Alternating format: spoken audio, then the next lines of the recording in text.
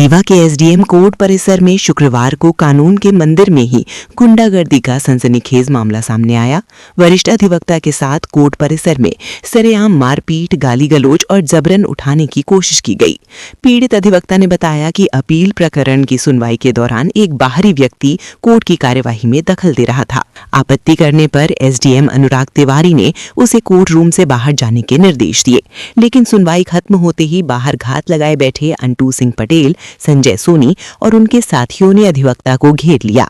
आरोप है कि बदमाशों ने कॉलर पकड़कर झूमा झटकी की, गाली गलौज की और जबरन वाहन में बैठाने की कोशिश की। मौके पर मौजूद अन्य अधिवक्ताओं के हस्तक्षेप से बड़ी वारदात टल गई। सूचना मिलते ही सिविल लाइन थाना पुलिस मौके पर पहुंची, लेकिन आरोपी फरार हो चुके थे। पीड़ित अधिवक्ता ने लिखित शिकायत देकर जान का खतरा बताया है और सुरक्षा की मांग की है। पुलिस ने मामला दर्ज कर जांच शुरू कर दी है। इस घटना से अधिवक्ताओं में आक्रोश है और कोर्ट परिसर की सुरक्षा व्यवस्था पर गंभीर सवाल खड़े हो गए हैं। एक आदिवासियों की भूमि का विवाद चल रहा था। उसमें भूमाफियाओं ने क्या किया कि कल जब हमारा आर्गूमेंट था एसडीएम कोर्ट में 27/2/26 को हम 3 बजे कोर्ट गए। उस समय एसडीएम साहब कोर्ट में थे नहीं। बाद में जब वो बैठे तो हमारा जो प्रकरण था वो काफ़ी नीचे लगा हुआ था और करीब 5 बजे के आसपास हमारी आर्गूमेंट उस मुद्दे पे शुरू हुई। तो जो विपक्षी था उसने तो वो पक्षकार अदालत के अंदर आया बोर्ड में, और उसकी तरफ से जो वकील साहब थे वो आए और भूमाफिया वहाँ पे आया, अंटू सिंह वो आया और कोर्ट के सामने ही एसडीएम साहब के साथ जब हम बहस कर रहे थे उसी दौरान वो उनको बार बार उसमें उस प्रकरण में हस्तक्षेप करता था। तो मैंने कहा कि आप हो कौन भाई, आप कैसे आ गए कोर्ट के अंदर? न तो आप प्रकरण के फरियादी हैं, परिवादी हैं, न वादी हैं, न आवेदक है, न कोई है। आप किस हैसियत से कोर्ट के अंदर आ गए हैं? तो उसने बदतमीजी की वहाँ पे एसडीएम साहब के सामने। तो हमने कहा कि भाई इसको आप बाहर करिए, ये बाहर होना चाहिए, न तो ये वकील है न तो पक्षकार है, इसको बाहर करिए। उसको बाहर कर दिया गया। इसके बाद हमारी आर्गूमेंट चलती रही और करीब 15-20 मिनट बाद जब हम आर्गूमेंट करने के बाद फुर्सत हुए तो जैसे ही हम बाहर निकले तो वहाँ पे इसके जो साथी थे 5-6 लोग और थे। संजय सोनी था, अंटू सिंह था, वो 3-4 लोग और थे, उनका हम नाम नहीं जानते हैं, चेहरे से पहचानते हैं। वो लोग जो है तो हमको बुलाए इशारा करके कि इधर आ बे, और बड़ी बदतमीजी से हमसे वो लोग बात करने लगे और ये कहे कि इसको लाद लो, गाड़ी में ले चलो। वहाँ पे कोर्ट के अंदर, कोर्ट कैंपस के अंदर वहाँ सीसीटीवी कैमरा लगा हुआ है। हम किसी तरह अपनी जान बचाकर वहाँ से भाग के एसडीएम साहब के कोर्ट चैम्बर में घुसे। तो वहाँ पे उन्होंने कहा कि पुलिस बुलवाए हैं, पुलिस आ रही है।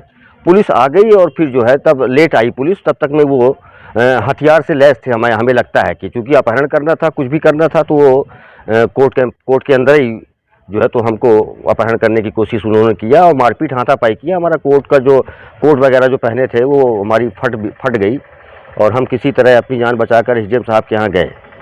उन्होंने कहा कि आपने कहीं की?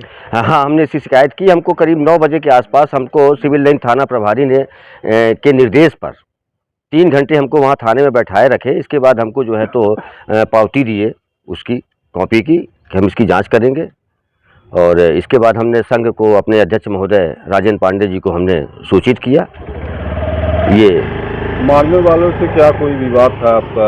नहीं, मारने वालों से हमारा कोई विवाद नहीं था। वो क्या था कि जो हमारी प्रॉपर्टी का विवाद चल रहा है कोर्ट के अंदर, उसको वो प्रॉपर्टी को हड़पना चाहते हैं, क्योंकि वो आदिवासी की जो भूमि है। अच्छा, उन्हीं के विरोध में गए? हम उनके वकील हैं, आदिवासियों के हम जी, हम उसके विरोध में थे। तो उस जो विरोध में था तो वो कोर्ट के अंदर हाजिर नहीं हुआ, लेकिन बाहर गुंडों के साथ जो भूमाफिया थे उनके साथ वो मौजूद था। ये बताइए, जहाँ घटना हुई वहाँ क्या सीसीटीवी फुटेज वगैरह दिखा? जी हाँ, वहाँ पूरे सीसीटीवी फुटेज लगे हुए हैं। वहाँ पे आप लोग पा सकते हैं, निकलवा सकते हैं। वो सिविल लाइन थाना पुलिस में भी आपने शिकायत की? हाँ, सिविल लाइन में शिकायत किया, लेकिन जो है तो उन्होंने संतोषजनक कार्रवाई नहीं की सिविल लाइन ने। ये अंटू सिंह जो है तो ये इन्हीं के विरोध में आप केस लड़ रहे हैं? नहीं, अंटू सिंह तो विरोधी है ही नहीं है। अंटू सिंह तो भूमाफिया है। वही जो वहाँ रीवा के अंदर जितनी भी जमीनें हैं उनको खरीदता है, बेचता है और जबरदस्ती कब्जा करता है, यही उसका काम है। और संजय सोनी भी ऐसे ही करता है। इनकी तो कायदे से जो है तो ईडी और इनकम टैक्स का छापा पड़ना चाहिए।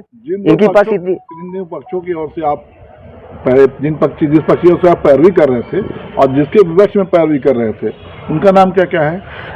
हम श्यामलाल कोल वगैरह की तरफ से पैरवी कर रहे थे। और विपक्ष में कौन था? विपक्ष में जो तो फर्जी दस्तावेज बनवा लिए और वो ये बता रहे कि हमारी प्रॉपर्टी है पुश्तैनी, जबकि पुश्तैनी हमारी अराजी है, आदिवासियों की अराजी है। हम कलेक्टर अमर सिंह से परमिशन लेके, उनका नाम क्या है? उनका पक्ष का नाम क्या है? दूसरा श्यामलाल कोल बनाम जो है तो संजय सोनी वगैरह दूसरा पक्ष वो है। कहाँ का मामला ये सामान नाका के पास है वो जमीन, जहाँ कौन सा लगता है? सामान थाना लगता है। उस पे क्या नाम है आपका? नीरज वर्मा एडवोकेट नाम है हमारा। अब इसमें जो है तो हमको तो हमारी जान को खतरा है। ये किसी भी समय भूमाफिया है। अभी आप सुने होंगे कि शिवपुरी में भी एक वकील साहब की हत्या कर दी गई है ना, सक्सेना साहब की हत्या कर दी गई है। तो किसी दिन हमारी भी ऐसा ये कर देंगे। तो जो भी अगर अपराध होता है या करते हैं तो यही जिम्मेदार होंगे, प्रशासन जिम्मेदार होगा, क्योंकि हम इनको सबको अल्टीमेटम दिए, सूचना दिए, ये अभी तक कोई कार्रवाई नहीं की है। कब का मामला है? ये कल का मामला है, करीब 6 बजे से 5 से 6 बजे के बीच का मामला है। सर, एसडीएम कोर्ट में अधिवक्ता के साथ मारपीट का मामला है। मारपीट का तो स्पष्ट रूप से नहीं है, कुछ वाद विवाद के संबंध में जानकारी प्राप्त हुई थी और मौके पे एसडीएम साहब के द्वारा जानकारी दिए जाने पर पुलिस बल भी भेजा गया था और मामला तत्काल ही शांत हो गया था। और आवेदक नीरज जी ने आवेदन भी दिया है थाना सिविल लाइन में। आवेदन जांच में लिया गया है। आवेदन की जांच के दौरान जो तथ्य आएंगे उस तथ्यों के आधार पर अग्रिम कार्रवाई की जाएगी। और उसमें ऐसा बताया जा रहा है कि सीसीटीवी फुटेज में कुछ घटना की जानकारी हो। सीसीटीवी फुटेज अभी अपने को प्राप्त नहीं हुआ है। सीसीटीवी फुटेज भी जांच में शामिल करेंगे। जो भी तथ्य आएंगे उन तथ्यों के आधार पर अग्रिम वैधानिक कार्रवाई करेंगे।